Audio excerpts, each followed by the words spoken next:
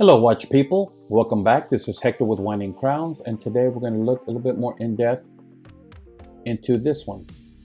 They used to be Srpe 777, now called the Srpe E93.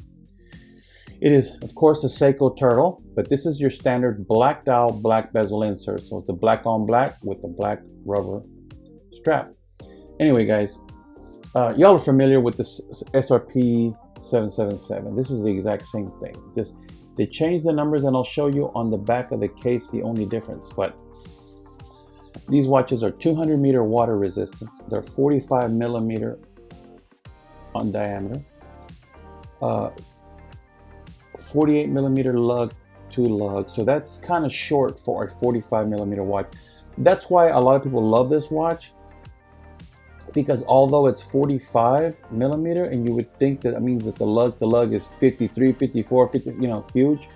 It isn't. It's 45, and just a tad under actually of 45 millimeter. It wears really good because it's like 47.8 lug to lug, just under 48 millimeters. That's good for a 45 millimeter watch, guys. If you want to change the strap out or put a bracelet or whatever, right here it's 22 millimeter in between the lugs.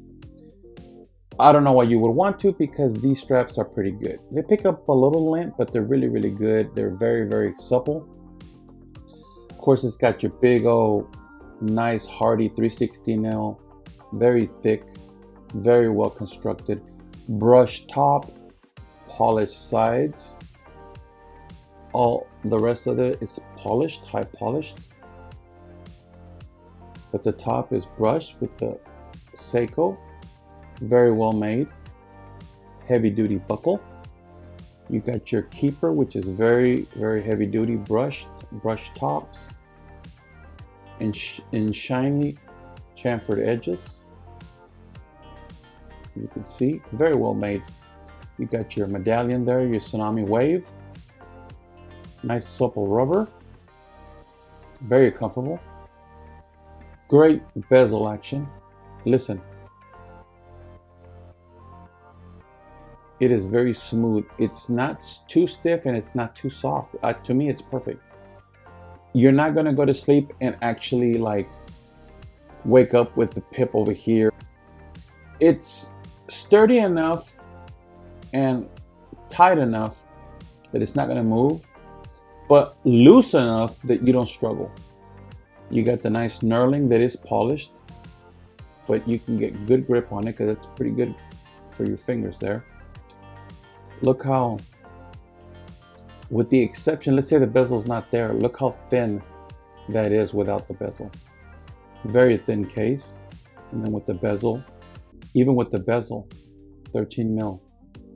And that's including the case back. You got drilled lugs to change out to bracelet or another rubber or whatever you want to put it on. You get your 4 o'clock crown. Polished sides, brushed tops. Very turtle case. That's why they call it the turtle. Look at the side profile. Tell me that doesn't look like a turtle. That's why it's so comfortable. You get your bezel, and you see how the case actually goes up further than the bezel. So although it's 45, the bezel is actually smaller. You can see there. But it's so comfortable because you only have this part of the case actually touching your wrist. Because look at the rest of it. Can you see how it's off your wrist? Only this part is on your wrist. The rest of it is up. I love that case design. You either love it or you hate it when it comes to turtles. Either you love or hate the turtle. It's very comfortable, but it's got some substantial weight, but not too crazy. And why is it not too crazy and too heavy? Because it's on a rubber. If it was on a bracelet like the Srpe A21, which is the patty version, it'd be a little heavier because it's got the bracelet, but even still, it's not crazy. The Orient Tritons that I used to have were way heavier, and they were a smaller watch, and they were way heavier. The Triton was looked more like a Seiko SKX, and it was heavy. So even though this is substantial, it's not heavy like that. I love the flat black dial. Your indices, full of Luma Bright. I mean, this thing is a torch at night. I like your printed Seiko right under the 12 o'clock. You see that sword at 12 o'clock, and then you have loom on either side. And you get that sword right in the middle. You got the Seiko word printed. Then you have, I don't know if you can see it, but you see the Prospects logo right there at 6 o'clock. Prospects logo. You know, Citizen would have the ProMaster logo. Seiko has the Prospects logo. And you have automatic and diver 200 meter. Good looking. You're running a 4R36 movement, which has a day and date. Your crystal is, of course, their Hardlex that they use. That I've never scratched one, so that's not an issue. The polished seconds hand, the polished minute and hour hand, really nice. This one does line up, guys. That's the thing about this one, does line up.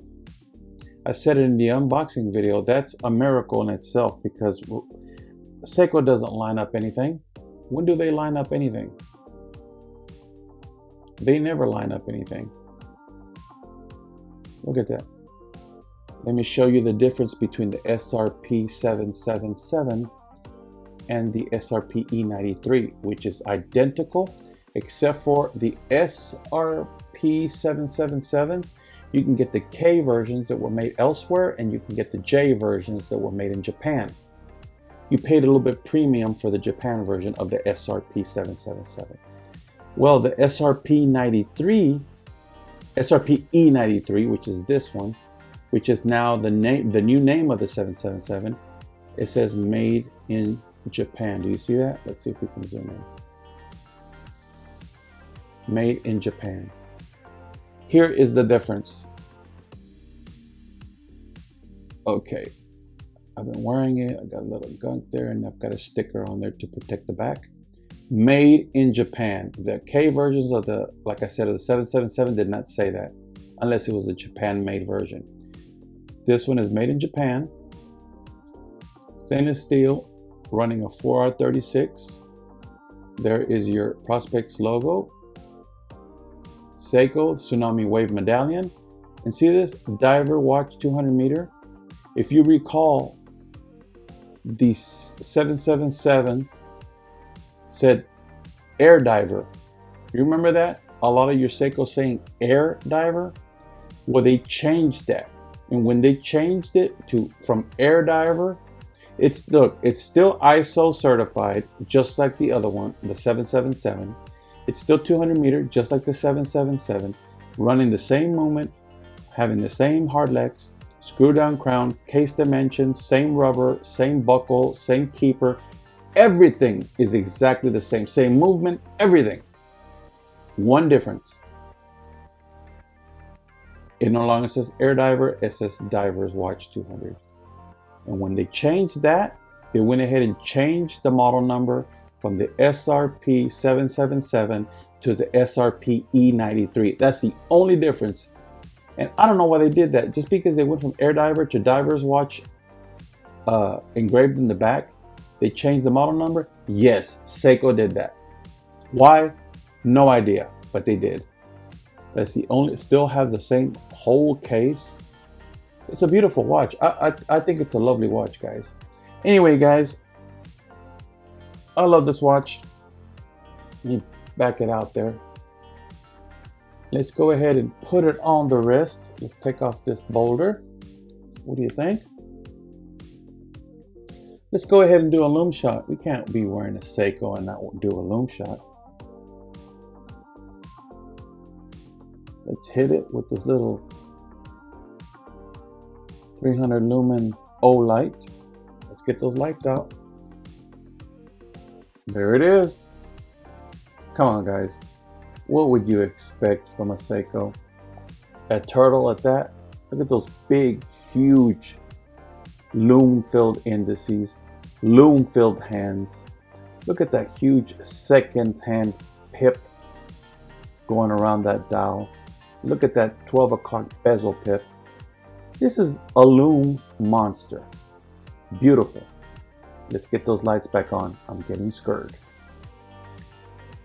Alright guys, if you like this type of content, then please subscribe to the channel. Tell your friends, don't be greedy. Don't save don't save hecky heck for yourself. Some of you guys are greedy. You only want me for yourselves. I've got enough to... I'm the YouTube whore. I could spread myself thin throughout the whole watch community. Anyway, hit the bell icon so you're notified of the next vid, and please leave a comment down below, guys. I really do appreciate the comments. I love engaging with you guys, interacting with you, and I will try to make sure I answer every one of your messages. I appreciate you leaving the comments, guys. Thank you very much. And remember, never, ever stop winding crowns. Thanks, guys.